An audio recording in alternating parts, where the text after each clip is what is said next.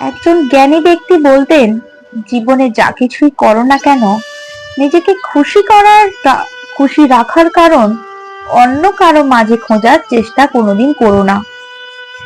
কখনো কারো উপর এতটা এক্সট্রিম লেভেলে নির্ভরশীল হবে না যাতে তোমার এক্সপেকটেশন পূরণ না হলে তোমার মনটা ছোট হয়, বিশেষ করে মানসিকভাবে তুমি ভেঙে পড়ো।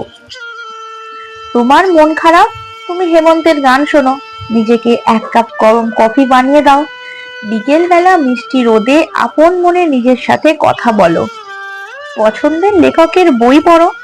নিজের কোনো বিশেষ ক্রিয়েটিভিটি যদি তোমার থাকে তাহলে তা নিয়ে নিজেকে ব্যস্ত রাখো। অন্যকে ব্যঙ্গ করে স্ট্যাটাস লেখা, নিজের দুঃখ দুর্বলতা জনসমক্ষে প্রকাশ করা কোনো বুদ্ধিমান মানুষের কাজ নয়। খুব বেশি মন খারাপ হলে রুম অন্ধকার করে চুপচাপ বসে থাকো, যার যার ধর্ম অনুসারে প্রার্থনা করো, পুরানো কোনো স্মৃতি মনে করো, হাসো কাঁদো যাই করো। নিজের সাথে নিজের এমন একটা সুন্দর সম্পর্ক তৈরি করো যাতে নিজের মন খারাপের দিনগুলোতে একটা কাঁধের প্রয়োজন তোমার না হয়।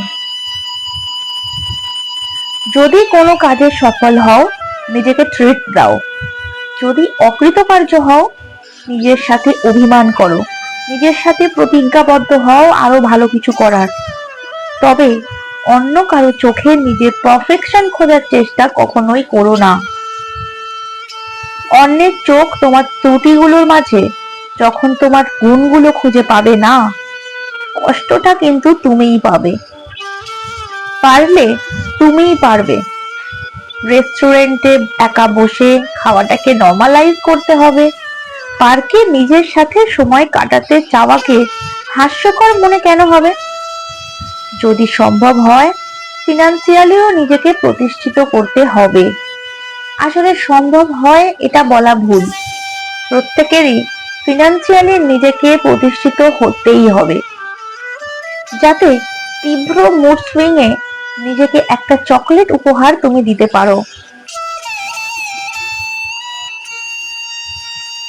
নিজের জন্মদিনে নিজেকে গিফট দিতে পারো, অথবা পাড়ার সুবিধা বঞ্চিত শিশুদের নিয়ে তোমার নিজের জন্মদিনের আনন্দটা তুমি ভাগাভাগি করে নিতে পারো। নিজের পছন্দের ড্রেসটা টাকা জমিয়ে হলেও নিজের জন্য কিনতে পারো, যাতে নিজের পছন্দ নিজের ভালোবাসার কাজগুলো করার আগে তোমাকে কারোর পারমিশন নেওয়ার প্রয়োজন না পড়ে। মাঝে মাঝে নিজেকে কিছু ফুল দেবে, ঘরের এক কোনায় ফুল থাকবে, সুন্দর একটা গন্ধ ছড়াবে, মন আপনা আপনি তোমার ভালো হয়ে যাবে। সবাইকে খুশি রাখাও তোমার দায়িত্ব নয়, এমনকি দুনিয়ার কারোর পক্ষে সবাইকে খুশি করা সম্ভব নয়।